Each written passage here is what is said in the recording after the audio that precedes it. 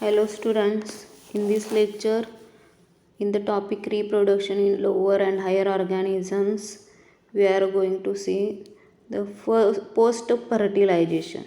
In that first point we have seen that is development of endosperm. The next point it is the development of embryo. In double fertilization we had seen one male gamete it is fuses with the female gamete, that is egg, and it will form zygote, and from that zygote the embryo it is develops. मग आपण बघणार आहे की ह्या zygote पासून embryo develop कसा होतो. ही जी process आहे the development of embryo, in the process of development of zygote into the embryo is called as embryogenesis. काय म्हणायचं आपण त्याला? एम्ब्रियोजेनेसिस. झायगोटचं पुढे एम्ब्रियोमध्ये जी डेव्हलपमेंट होत आहे त्याला आपण एम्ब्रियोजेनेसिस म्हणतो. मग बघा इथं ही प्रोसेस काय आहे ते आपण बघणार आहे. तर आपल्याला काय मिळालं? आता झायगोट मिळाला.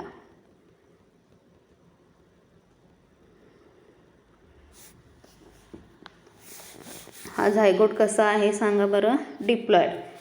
Half male haploid male gamete, haploid female gamete मिळून आपल्याला हा डिप्लॉइड झायगोट मिळालेला आहे. मग हा जो झायगोट आहे दॅट इज डिप्लॉइड झायगोट, पहिल्यांदा काय होते? First mitosis it is takes place and there is a formation of two-celled embryo, and that two-celled embryo it is called as proembryo. In that two cells, one it is a smaller cell and one it is a larger cell.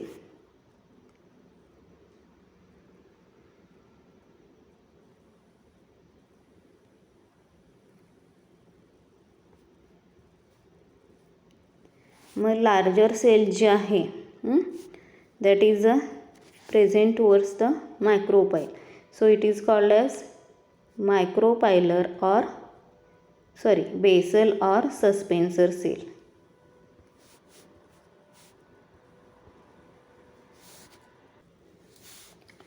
The larger cell it is towards the micropyle and it is called as basal cell or suspensor cell, and smaller cell जे आहे it is present towards the chalaza. It is called as terminal or embryonal cell.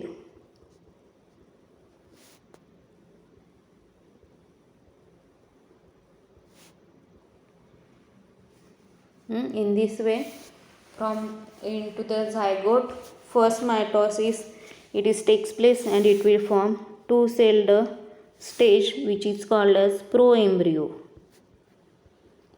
In that proembryo, the smaller cell towards the chalaza it is called as terminal or embryonal cell, and the larger cell it is towards the micropyle which is called as basal or suspensor cell. मग इथं दोन sale मिळाले आपल्याला, embryonal sale आणि suspensor sale. मग आता suspensor sale काय develop करते आणि एम्ब्रियोनल सेल काय डेव्हलप करते ते आपण बघणार आहे.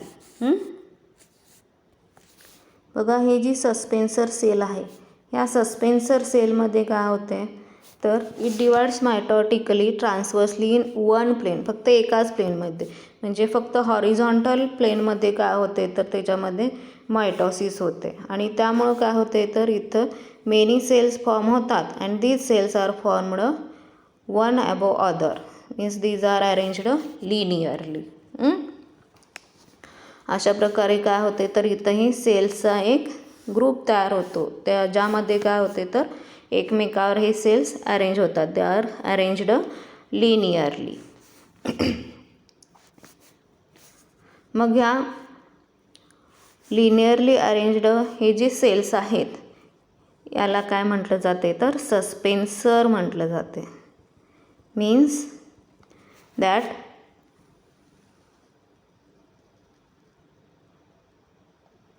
suspensor cell, it divides mitotically in one plane and it will form a row of cell which is linearly arranged, that is called as suspensor.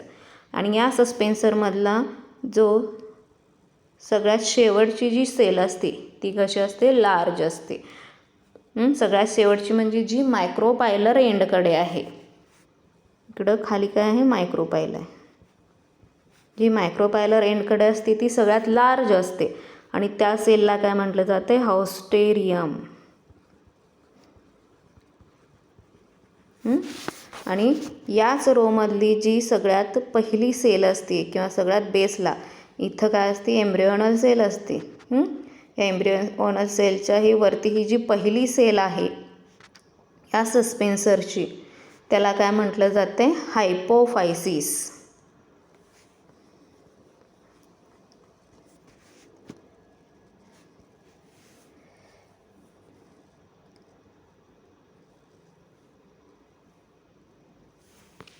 काय म्हणायचं त्याला, हायपोफायसिस.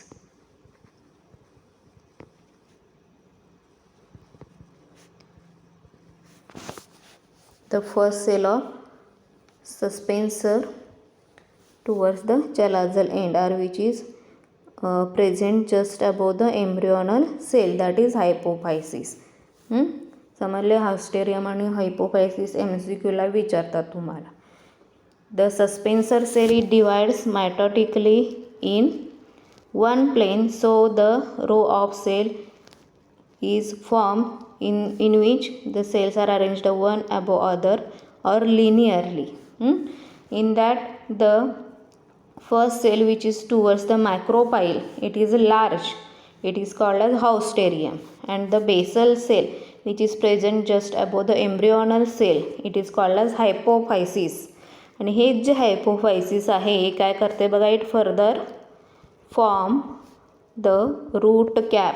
रूटचं स्ट्रक्चर तुम्ही बघितलं आहे मॉर्फोलॉजीमध्ये. काय तयार करते हे, रूट कॅप.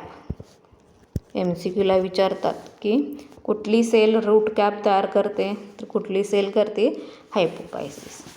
हे झालं सस्पेन्सर्स, द डेव्हलपमेंट ऑफ सस्पेन्सर. आणि या सस्पेन्सरचं मेन फंक्शन काय आहे बघा, तर it pushes the embryo into the endosperm for nourishment.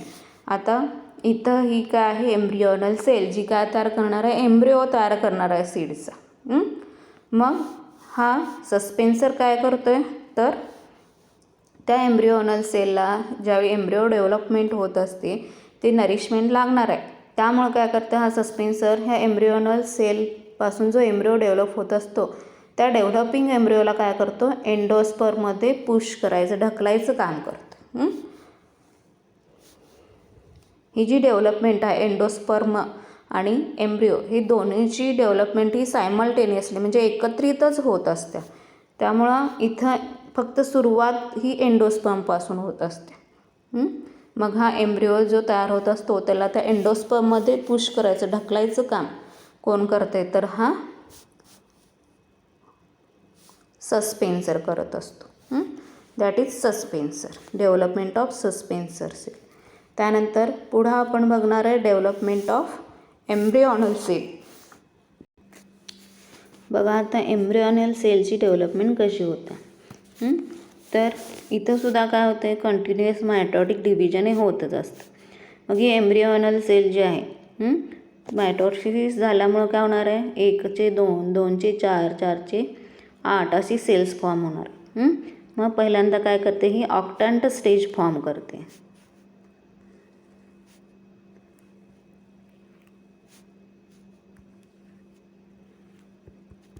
ऑक्टंट म्हणजे ज्यामध्ये काय असतात, 8 सेल्स असतात.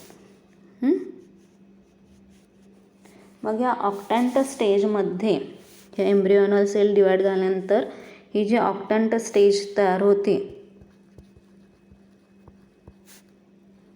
एम्ब्रिओची, ऑक्टंट स्टेज ऑफ प्रोएम्ब्रिओ, याच्यामधले जे वरच्या बाजूला ज्या 4 सेल्स असतात, the upper tier of 4 cells, हे काय करतात बघा, they are form the cotyledon and plumule. हे जे वरचे हे जे 4 सेल्स आहेत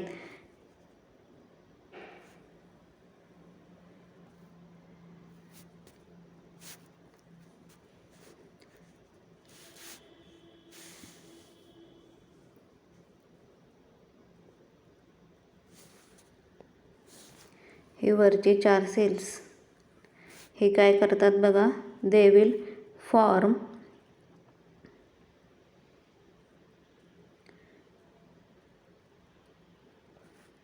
रॅडिकल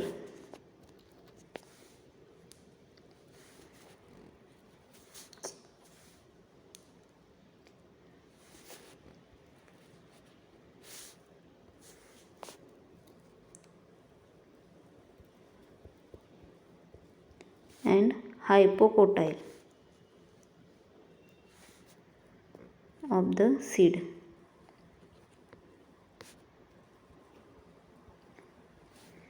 बघा रॅडिकल म्हणजे काय माहिती आहे तुम्हाला?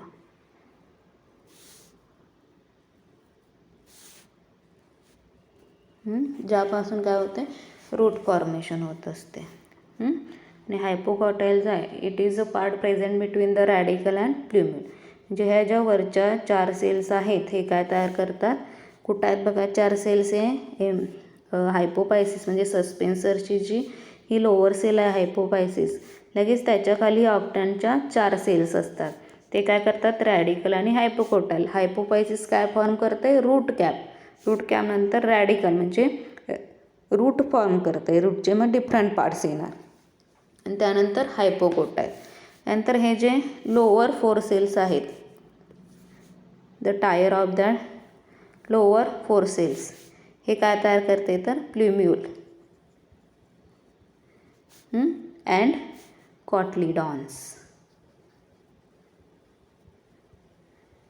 The lower 4 cells they will form the plumule and the cotyledons of the seed. अशा प्रकारे हे ऑक्टॅन स्टेजमध्ये होत असते. In embryonal cell it divides mitotically to form octane stage. In that octane stage the upper tier of 4 cell it will form radical and hypocotyl, and lower tier of 4 cells it will form plumule and cotyledons.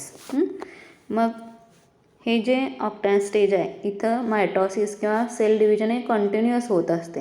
त्यामुळे ही सेल्सची संख्या जी आहे ही पुढं वाढत जाते, फक्त 8 सेल्सपर्यंत ती राहत नाही, तर पुढं वाढत जात असते.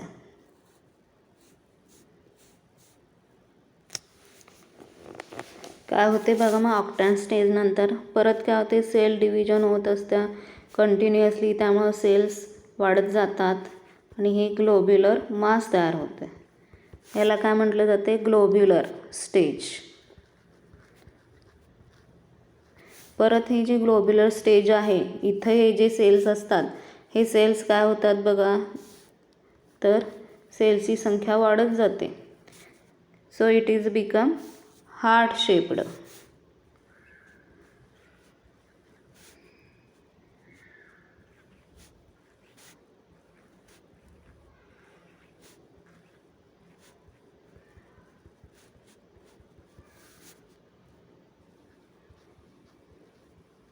म्हणजे हा एम्ब्रिओ हार्ट शेप्ड दिसतो.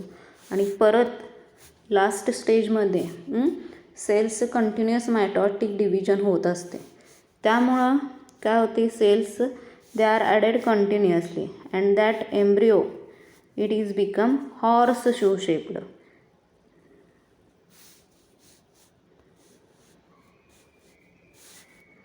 हॉर्स शू शेप्ड मीन्स घोड्याची नाल जशी असते त्या प्रकारे आपल्याला हा एम्ब्रिओ फॉर्म झालेला दिसतो.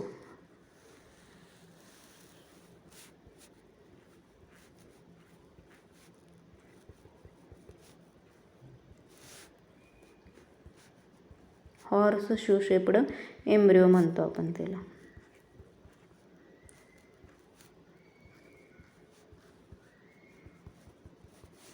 बुकमध्ये डायग्राम तुम्हाला दिलेले आहे व्यवस्थित.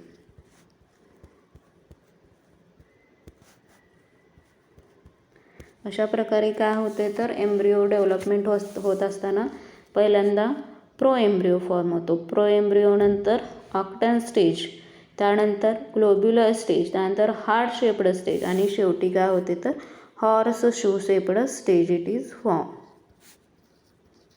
घोड्याच्या नालाच्या आकाराचा हा एम्ब्रिओ फॉर्म होतो. आणि मग तिथं काय होते डिफरन्सिएशन होते, म्हणजेच प्ल्युमिल फॉर्म होते, रॅडिकल फॉर्म होतात आणि कॉटलिडॉन्स. इथं हायपोफायसिस झाल्यानंतर इथं रॅडिकल असतो, त्यानंतर इथं हायपोकोटाईल, त्यानंतर मग प्ल्युम्यूल आणि मग काय आहे तर कॉटलिडॉन्स. हे जे आहेत हे कॉटलिडॉन्स. आपण इथं 2 दाखवलेत. डायकॉट जर का असेल तर 2 कॉटलिडॉन्स असणार आणि मोनोकॉट असेल तर सिंगल कॉटलिडॉन असणार. अशा प्रकारे काय होते तर इथं हा एम्ब्रिओ फॉर्म होतो सीडमध्ये. मग डायकॉटमध्ये आपण बघितलं तर डायकॉटमध्ये काय होते बघा, 2 कॉटलिडॉन्स असतात आणि इथं हे कॉटलिडॉन्स कसे असतात तर लॅटरल म्हणजे दोन्ही बाजूला असतात आणि प्ल्युम्यूल जो आहे टर्मिनल म्हणजे वरच्या बाजूला असतो.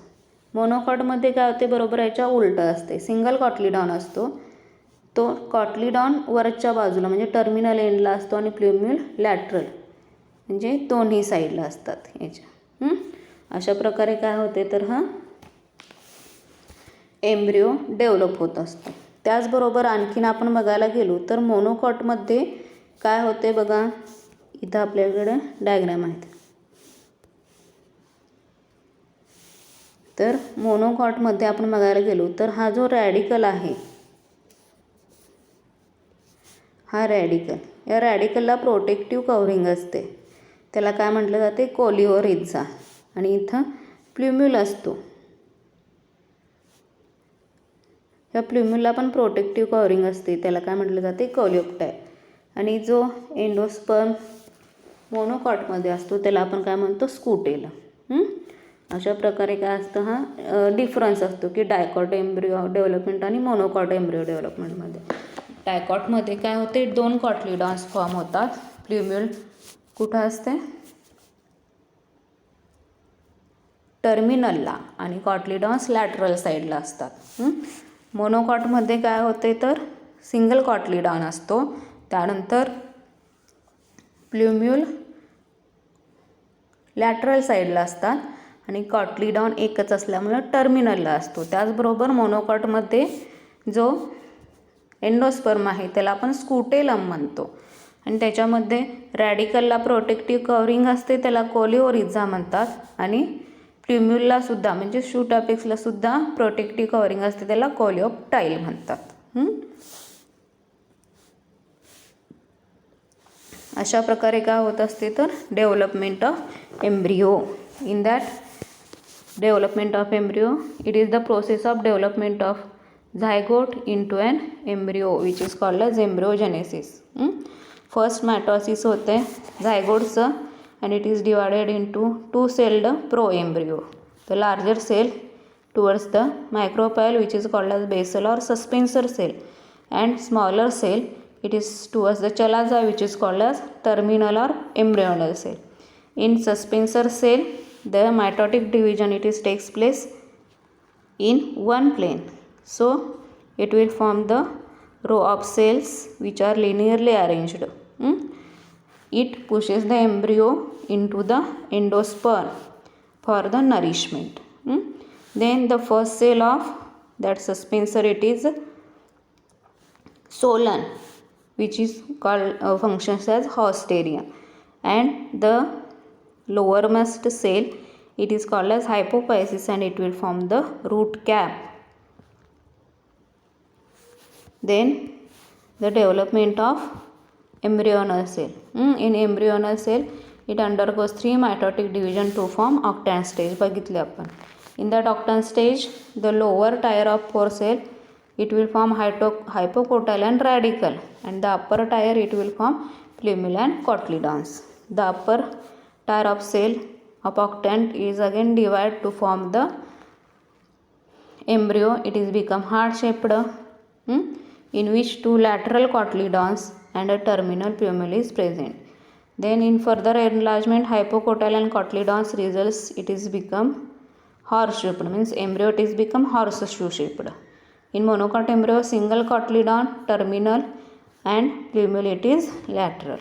Then आणखीन काय असते मोनोकॉटमध्ये, जो एंडोस्पर्म आहे, the single shield shaped cotyledon it is called as scutellum.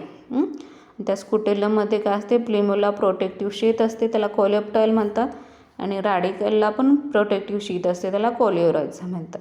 अशा प्रकारे काय होते, हे एम्ब्रिओ फॉर्म होतो. आणि शेवटी काय होते मग, in post fertilization ovule it is transform into seed and ovary into the fruit. म्हणजेच काय होत असते, फर्टिलायझेशन झाल्यानंतर लास्ट स्टेप जी आहे ती म्हणजे सीड आणि फ्रूट फॉर्मेशन त्यामध्ये होत असतं. हे जे आहे सीड आणि फ्रूट फॉर्मेशन हे आपण काय करणार आहे तर नेक्स्ट लेक्चरमध्ये बघणार.